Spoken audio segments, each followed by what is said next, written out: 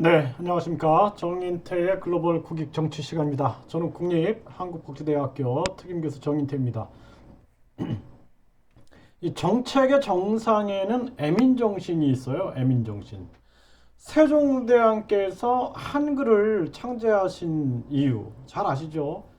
당시에 중국의 한자를 사용했기 때문에 많은 그 관료들이 한글의 반포를 반대합니다. 그러니까 세종대왕은 이게 백성들한테 글이 전해지지 않으면은 한자는 너무 어려워가지고 한자를 알려면은 최소한 천자문을 알아야 돼요. 천자문. 한글은 어때요? 한글은 10개의 모음과 14개의 자음만 알면 됩니다. 세계에서 가장 과학적이고 놀라운 게 이제 바로 한글인데, 그런데 이 한글은 이 마음의 중심에 애민정신이 있었던 거예요. 애민정신. 그래서 여성들도 글을 쓰게 하고, 그리고 아이들도 글을 쓰게 하자, 이런 얘기를 한 게 세종대왕입니다. 그러니까 기득권을 가지고 있는 이 권세자들은 뭐라고 얘기를 해요? 야, 그거는 여자 암컷 수컷 하면서 암글이다, 응? 오랑캐 글자다, 이렇게 비판을 합니다. 근데 세종대왕은 강력하게 한글을 반포하시죠. 이게 뭐냐면 애민정신인 거예요. 애민정신. 자, 보세요. 세종대왕부터 저 어린이까지 내려가는데 엄청난 관료들부터 그냥 뭐 모든 특권을 누리는 이 특권층들이 여기 다 있는 거예요. 여기 이렇게 먹이사슬에 안에 다 있는 겁니다. 제가 아까 먹이사슬 말씀드렸죠. 그래가지고 이 먹이사슬 속에 이 먹이사슬 있죠. 여기 먹이사슬. 이 위에서 세종대왕께서 저 밑에까지 이걸 내려보내는 게 너무 힘든 거예요, 이게.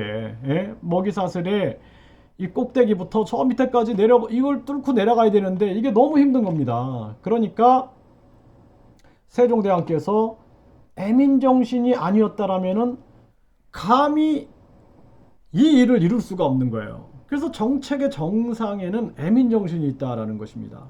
그래서 허경영 후보의 정책을 보면은 국회의원 무보수, 그쵸? 명예직, 예? 또 뭐 각종 의원들 그거 폐지, 뭐 이런 정책들, 또 국민 배당금을 국민에게 직접 준다. 여기에는 애민정신이 있는 거예요. 애민정신. 근데 그 애민정신이 내려가려면은 아까 말씀드렸던 어린이나 아이한테까지 내려가려면은 이것이 엄청난 저항이 있는 거예요. 저항이 있는 겁니다. 지금 허경영의 국민 배당금을 하려고 하니 위에서 이것 때문에 부귀영화를 누렸던 이런 사람들이 가만두겠습니까? 그리고 아까 제가 말씀드렸죠. 나쁜 언론, 먹이사슬의 꼭대기에 이 나쁜 언론이 서게 되면은 세상은 변하지가 않습니다. 그러니까 여기에 재벌, 나쁜 정치인, 나쁜 사회단체, 나쁜 권력이 손을 잡고 죽이기에 들어가게 되면은 이거는 펼쳐질 수가 없는 거예요. 예? 그러니까 허경영의 정책이 내려가는 게 너무나 힘든 겁니다. 그래서 제가 그냥 보통 사람의 눈으로 이거를 계속 해석하고 있는 거예요. 이걸 한번 이해를 시켜야 된다. 저는 교육대학교를 나왔잖아요. 교육대학교를 나온 사람으로서 내가 진짜 쉽게 이걸 설명해야 된다. 그것이 나의 사명이다라고 생각을 하는 거예요. 아니면 안 된다. 제가 전 시간에 말씀드렸죠.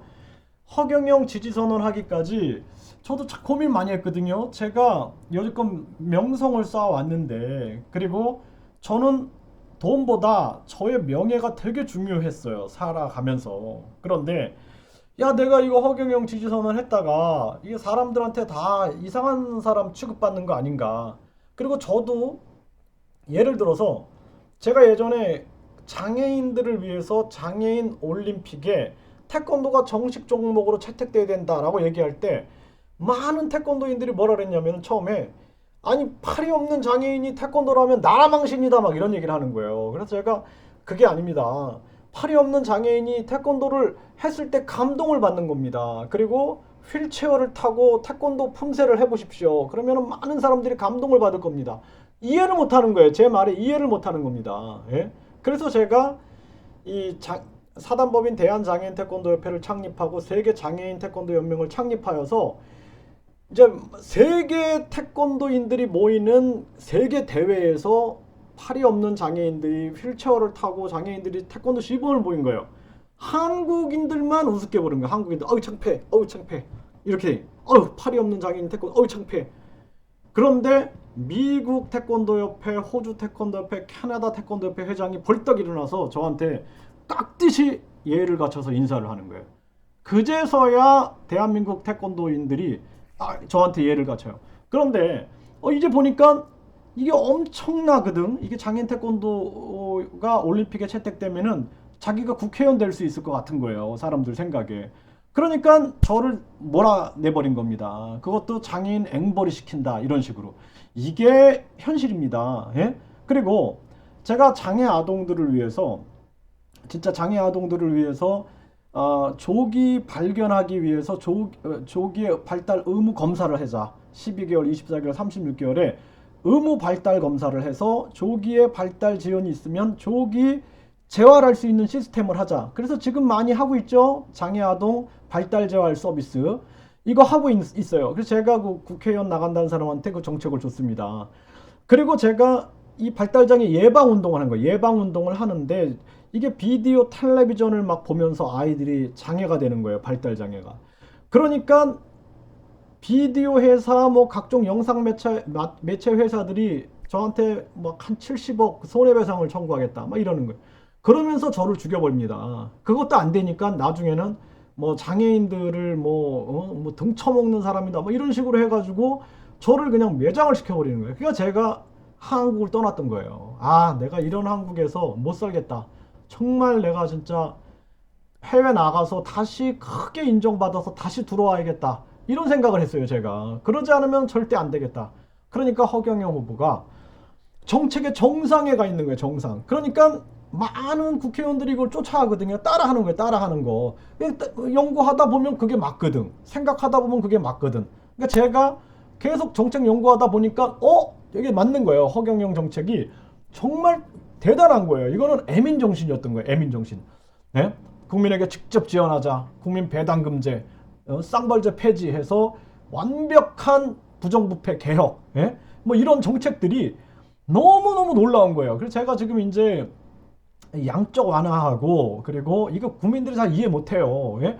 양적 완화 그리고 또 금융실명제 폐지 이거 잘 이해 못합니다. 근데 저는 아주 이제 20대부터 제가 회사를 만들어 본 사람이기 때문에 저는 그거 이해할 수 있어요. 왜 허경영 후보가 그런 정책을 얘기하는가. 이걸 제가 국민의 눈높이에서 이해시켜야 된다. 이걸 초등학생도 이해하게끔 제가 해야 한다라는 게 제 사명이에요. 지금 사명.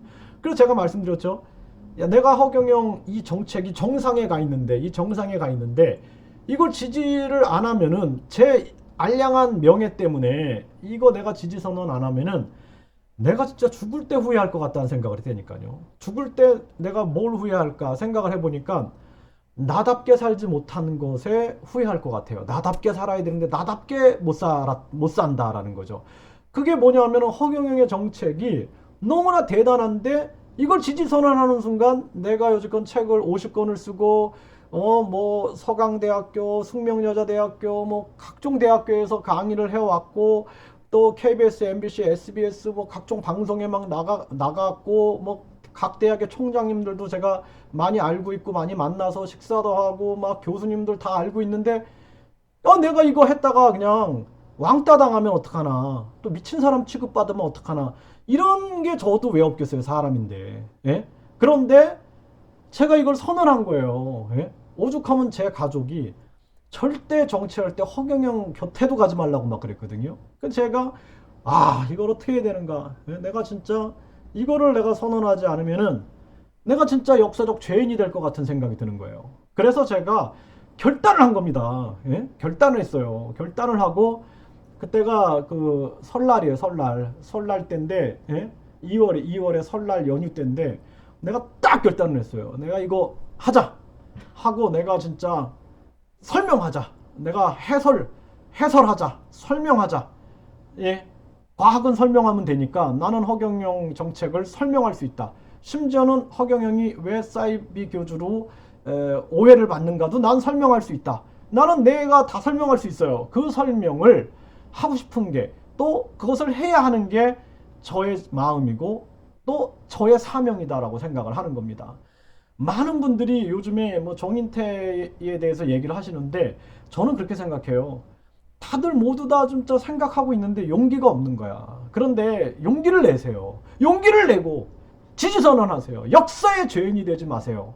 역사의 죄인이 되지 마시고 지지선언해서 우리 후손들과 그리고 대한민국의 세계 인류화, 이것을 위하여 우리는 말해야 된다는 것입니다. 많은 종교 단체들이 있잖아요. 종교 이기주의가 있어요. 종교 이기주의. 솔직히 하나 말씀드릴게요. 제가 옛날에 종교 좀 혐오가 있었어요. 왜냐하면은 제가 이 책을 굉장히 많이 썼다라고 말씀을 드렸는데 그 중에 제가 이런 책을 썼어요. 네, 이렇게 뭐 자폐증은 없다 이런 책을 썼는데 이 한 종교인이 이게 욕심이 나는 거예요. 욕심이 나니까 신께서 정교수를 통해서 나에게 줬으니 이게 내가 저자다 이렇게 얘기를 하는 거예요. 그래서 제가 제 친구, 아주 친한 친구한테 제가 물어봤어요. 너 그 종교인의 발언이 맞다고 생각하냐? 그랬더니 이제 그 친구도 그 종교에 속해 있는 거예요. 맞다 그렇게 얘기를 하는 거예요. 그래서 제가 그때 이제 너무나 소중한 친구를 잃어버린 거예요. 저는 잃어버리고 진짜 제가 너무 존경했던 종교 그 지도자에 대한 배신감이 상당히 컸습니다. 그리고 많은 사람들이 거기서 고통을 받는 걸 제가 봤어요. 막 그 재산을 다 빼앗기고 막 이런 걸 제가 보면서 종교 혐오가 있었어요. 저는 솔직히. 그런데 저는 종교란 무엇인가를 또 고민을 많이 했습니다. 결국에는 애민 정신인 거예요. 사람을 사랑하는 게 그게 바로 종교인 거예요. 사람을 사랑하지 않으면 그 종교가 아닌 거예요. 그래서 제가 말씀드리고 싶은 것은 차라리 종교가 없는 게 종교가 있는 것이고 종교가 있는 게 종교가 없는 것이다라는 거예요. 왜요? 애민정신이 있냐 없냐. 애민정신이 있으면 그게 종교예요. 그게. 그리고 애민정신이 없으면 아무리 자신이 종교 지도자라도 그 종교 지도자가 아닌 겁니다. 그래서 제가 보는 거는 정책의 정상에 허경영의 정책이 있는데 그 정책의 기본 정신이 애민정신이다라는 거예요. 애민정신. 그러니까 제가 지금 핍박을 받는 겁니다. 그래서 뭐 저를 조만간에 고소를 해서 감옥에 넣겠다 이렇게 하는데 제가 감옥에 가도 좋습니다. 예? 역사와 그리고 사명을 위해서 할 소리 하는 거죠. 예? 제가 여지껏 살아오면서 다른 건 몰라도 성실하게 살아왔어요. 성실하게. 그리고 다른 사람 도와주면서 희생하면서 살아왔습니다. 제가 진짜 베트남이라는 나라에서 한국인들이 고통받고 있는 거 보면서 저희 집에서 막 재워주고 막 그랬어요. 그러니까 나중에 나가면서 제 돈을 훔쳐갖고 나가더라고요. 그래서 제가 참 마음이 아팠습니다. 근데 그런 사람들이 나가서 또 제 욕을 또 이상한 욕을 만들어내더라고요. 그래서 제가 이 허경영 대표가 얼마나 힘들까. 진짜 주변에 별의별 사람들이 다 있을 텐데 얼마나 힘들까. 제가 그 생각을 항상 합니다. 제가 항상 해요. 제가 나이는 젊지만 엄청 많은 삶의 경험을 한 사람이에요. 제가 진짜 끝까지 갔다가 온 사람입니다. 저도. 그렇기 때문에 정책의 정상에 애민정신이 있음을 제가 꿰뚫어 본 거예요. 꿰뚫어 본 거. 그래서 제가 지지선언을 한 겁니다. 그래서 저는 지금 죽어도 좋다라는 생각을 해요. 죽어도 좋다. 왜? 내가 지지선언을 했으니까.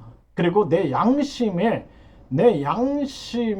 의거하여 나는 나답게 내 말을 했기 때문에 나는 후회는 없다. 이렇게 생각을 합니다. 감사합니다.